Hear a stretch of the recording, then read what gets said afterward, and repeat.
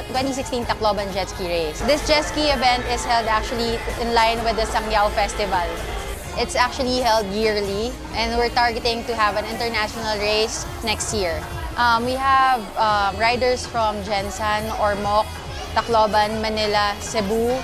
Thank you to the sponsor, especially the Tacloban government, for having us here, for inviting us for the Jetski race. Hopefully, we'll be here again next year with the international riders.